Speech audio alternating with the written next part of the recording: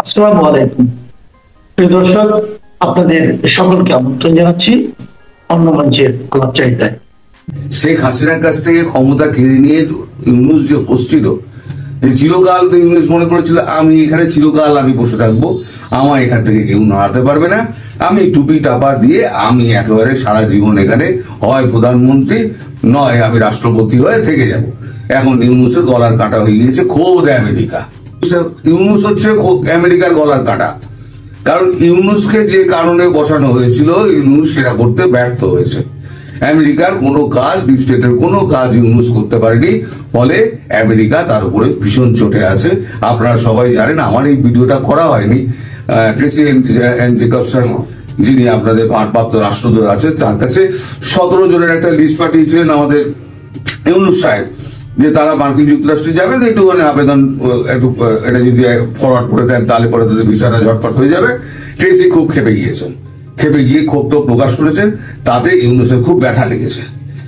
তাতে বোঝা যাচ্ছে যে ইউনূসের সঙ্গে একটা টানাপোড়েন চলছে। তা আমি বহুদিন আগে বলেছিলাম যে যতক্ষণ না পর্যন্ত বাংলাদেশ থেকে পা আমেরিকা ওঠাবে ততদিন পর্যন্ত ট্রেড ডিল নিয়ে কোনো রকম কথাবার্তা নরেন্দ্র মোদী বলবেন না।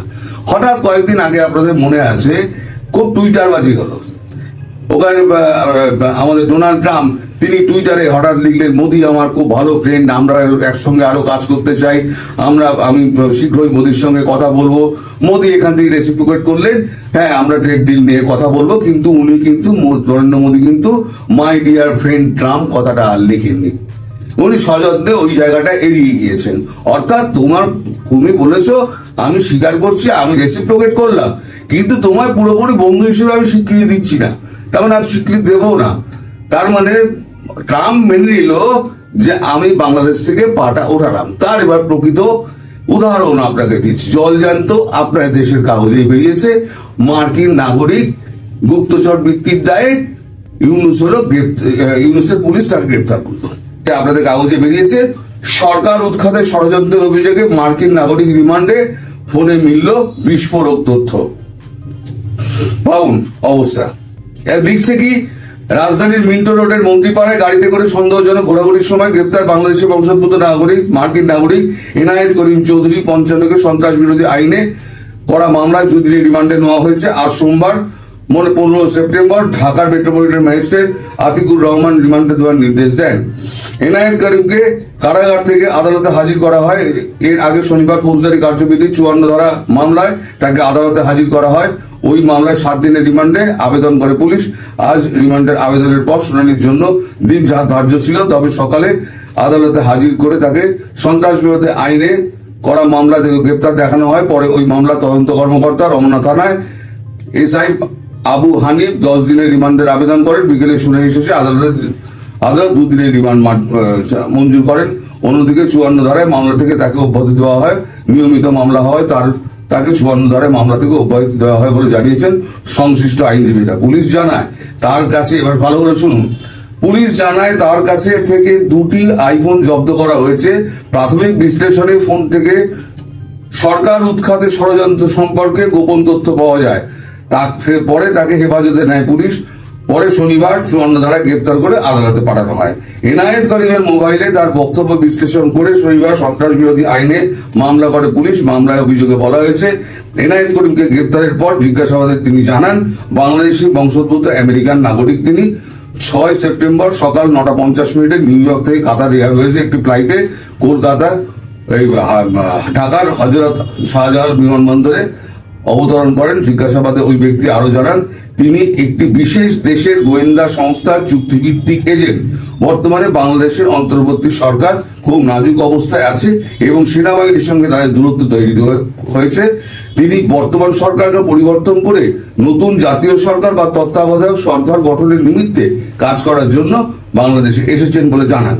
তিনি 6-7 সেপ্টেম্বর সোনারগাঁও হোটেলে অবস্থান করেন, পরে গুলশানের বর্তমান ঠিকানায় অবস্থান করতে থাকেন।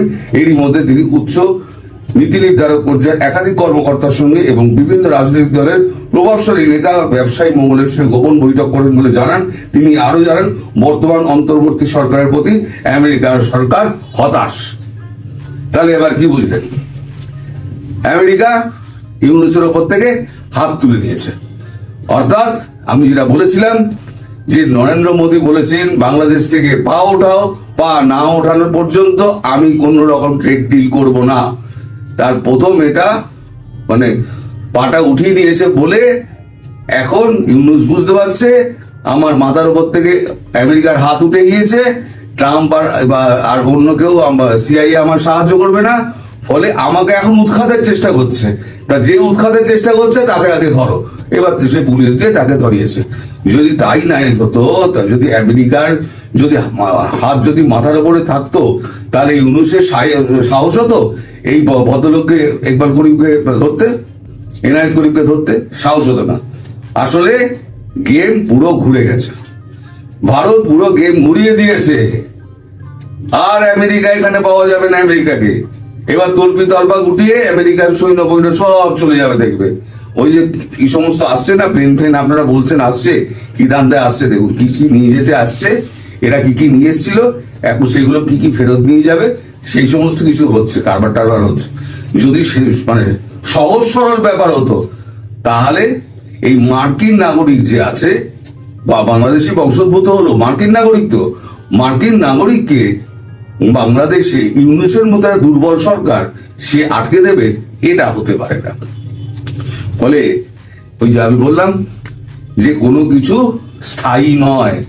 আজকে ইউনূস ভাবছে আমি একেবারে, ইউনূস ভেবেছিল, আর ভাবছে না, ইউনূস ভেবেছিল আমি এখানে বরাবর থেকে যাব, ওইসব নাটকবাজি করে আমি লোককে ভুলভাল ভুজুং বাজং দিয়ে আমি ওই ইলেকশন করবো না। তারপরে যখন দেখলো যে সত্যি এখন অবস্থা খারাপ, এখন প্যান্ট খুলে যাচ্ছে, জামা কাপড় খুলে যাচ্ছে, টাকা পয়সা নেই, তারপরে এখন ইউনূসের ওপর থেকে মার্কিন হাত উঠে গেছে, সিআইএ আর পাত্তা দিচ্ছে না, ফোনও তুলছে না, মার্কিন নাগরিকদের হাত পায়ে শিকল পরিয়ে, ভারতীয় বাংলাদেশ নাগরিকদের শিকল পরিয়ে দেশে ফেরত পাঠাচ্ছে। আমাদের দেশের নাগরিককে যখন পায়ে হাতে শিকল পরিয়ে যখন ফেরত পাঠিয়েছিল, তখন তো খুব আপনারা হাসাহাসি করেছিলেন মশাই, খুব হাসাহাসি করেছিলেন। এখন কেমন লাগছে? এখন কেমন লাগছে?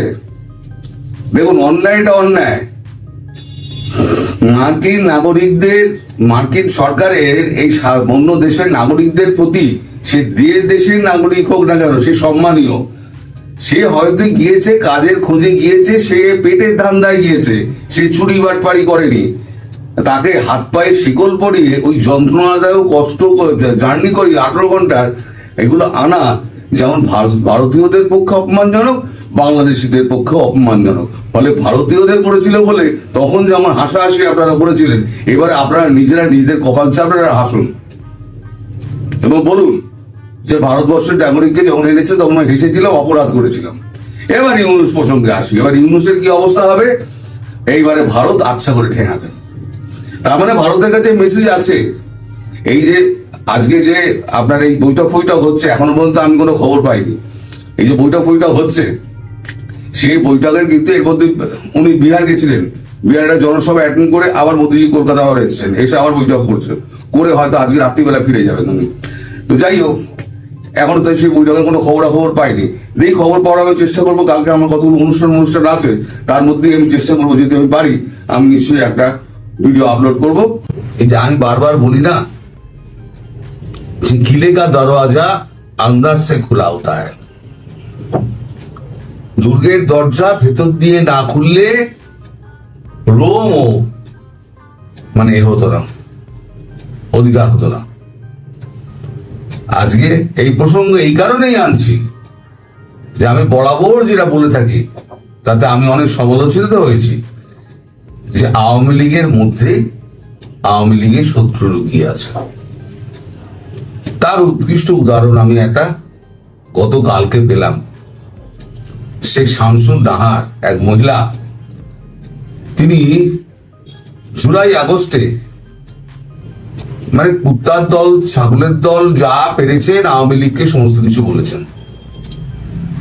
সেটা আমি তখন বলেছিলাম, একজন মহিলা হিসেবে তার মুখ থেকে কি করে এই সমস্ত কথা বেরোয়। গতকালকে আমি স্তম্ভিত হয়ে গেলাম যে আওয়ামী লীগের পেজ থেকে লাইভ হচ্ছে এবং সেই মহিলা সেখানে বসে ডাকসু নির্বাচন নিয়ে কথা বলছেন।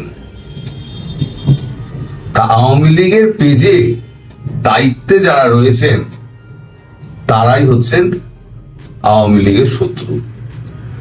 এটা আমার ব্যাখ্যা, আপনাদের কি ব্যাখ্যা হবে আমি জানি না, কারণ আমি বাংলাদেশের আভ্যন্তরীণ রাজনীতি নিয়ে খুব একটা কথা বলি না। আমি কথা বলি ইন্ডিয়া পার্সপেক্টিভে, বাংলাদেশ, এর বাইরে আমি কিছু বলি না। কারণ আপনাদের দেশের রাজনীতি আমার তো মাথায় ঢোকে না, আর কখন কি পাল্টি খায় আমাদের দেশের মতো না। একটা আওয়ামী লীগ ছাড়া যারা আছে তারা কেউ হৃদয় দিয়ে রাজনীতিটা করে না। তো যাই হোক, এই যে আওয়ামী লীগের ভেতরে যে শত্রুগুলো রয়েছে, যারা ফেসবুক কন্ট্রোল করছে, আমার তাদের কাছে একটা প্রশ্ন, ভাই আমি যদি বিদেশে থেকে শেখ হাসিনাকে ভালোবেসে, বঙ্গবন্ধুকে ভালোবেসে, আমি যদি এই 13টা মাস গালমন্দ খেয়ে লড়াই করতে পারি এবং একদিনও এত ধমক খাওয়া সত্ত্বেও, এত হুমকি আসা সত্ত্বেও, এত আমাকে ব্লক করে দেওয়া, এত কিছু আমাকে মানে দাবিয়ে রাখানোর যে যত রকম চেষ্টা প্রচেষ্টা আছে, ইউটিউবে আমার নামে রিপোর্ট করে এত কিছু করা সত্ত্বেও আমাকে দাবিয়ে রাখা গেল না। কিন্তু আপনারা কিসের স্বার্থে, এটা আমার প্রশ্ন, কিসের স্বার্থে আপনারা এই মহিলাকে আপনাদের ফেসবুক পেজ লাইভে অনুষ্ঠানে আপনারা ডেকে পাঠালেন? এটা আমার প্রশ্ন আপনাদের কাছে, যারা ছাত্রলীগের পেজটা চালান। তাহলে কি দাঁড়ালো? আমার যে কথাটা, খিলে কা দরওয়াজা আন্দার সে খোলা হতা হ্যায়, মানে বাইরের শত্রুকে আপনারা আবার ঘরে ডেকে আনছেন। আপনাদের শিক্ষা কোনোদিনও হবে না, হয়তো আবার সবকিছু ঠিকঠাক হয়ে যাবে, কিন্তু আপনাদের জন্য, আপনাদের কিছু সংখ্যক লোকের জন্য তখন এই বিদেশে যারা বসে আছে তারা ওঁত পেতে থাকবে। ওঁত পেতে থেকে তারা আপনাদের আবার অনিষ্ট করার চেষ্টা করবেন এবং আবার আপনারা বিপদে পড়বেন। সেই জন্যই আমি বারবার বলি, এই শেষবার ভারতবর্ষ বাংলাদেশের ব্যাপারে একটা নাক গলাচ্ছে, এরপর আর গলাবে না। কারণ ভারতবর্ষ বুঝে গেছে আওয়ামী লীগের যারা রাজনীতি করে, এই রাজনীতির লোকেরা ঠিক নয়। কারণ এরা বারবার গন্ডগোল করবে, 50 বছর বাদে আবার বারবার আমাদের ভারতবর্ষকে ওপরে ডাকবে ভারতবর্ষ ঠিক করুক। তা আমি যখন বলেছিলাম ভারতবর্ষকে ঠেকা নিয়েছে নাকি, যে বারবার আপনারা বিপদে পড়বেন, ভারতবর্ষ এগিয়ে গিয়ে ঠিক করবে, ভারত কেন করলো না? আমি যখন বলেছিলাম তখন আমাকে অনেকে কমেন্টে যাচ্ছে তাই উত্তর দিয়েছেন। আমি সব রেখে দিচ্ছি, একটাও ডিলিট করি, লোকে দেখুক, লোকে জানুক। তো এই যে এখন এই যারা বিদেশ থেকে বসে বসে যারা এখন কন্ট্রোল করছিল, বঙ্গবন্ধুর বাড়ি ভাঙা, মানে 32 নম্বর, তার মূর্তি ভাঙা, তার মাথার উপরে চড়ে প্রস্রাব করা, এই সমস্ত আপনারা ভুলে গেলেন। আপনাদের কর্মীদের যারা কুত্তা লীগ বললো, আপনারা ভুলে গেলেন কাদের প্ররোচনায় করেছিল। এই যে শেখ শামসুন নাহার, এই যে মহিলা, এনার সঙ্গে তো ওই ফ্রান্সের ভদ্রলোকের তো খুব আলাপ, মাখো আলাপ। সেই সমস্ত খবরও তো আমরা জানি, আপনারাও নিশ্চয়ই জানেন। আমি যখন জানি বিদেশে বসে, আপনারা দেশে বসে জানেন না। কিন্তু আপনারা কিভাবে বুঝে গেলেন তাতে এ নিয়ে আমার মনে যথেষ্ট প্রশ্ন রয়েছে। যাক, সেই প্রশ্নের উত্তর যদি আপনারা আওয়ামী লীগের ওই পেজের যারা দায়িত্বে আছেন তারা যদি পারেন আমার প্রশ্নের উত্তর দিতে, আমাকে আমার মেল আইডিতে লিখে পাঠাবেন। আমি যদি পারি আপনাদের নিশ্চয়ই জবাব দেবো, যদি আপনারা লেখেন। কারণ আমার জবাব তৈরি আছে আপনাদের জন্য। আমাদের মতো দেশপ্রেমিক হতে গেলে আপনাদের 7 জন্ম তপস্যা করতে হবে, বুঝতে পারছেন? সবাই ভালো থাকবেন দর্শক, সাবধানে থাকবেন। ধন্যবাদ।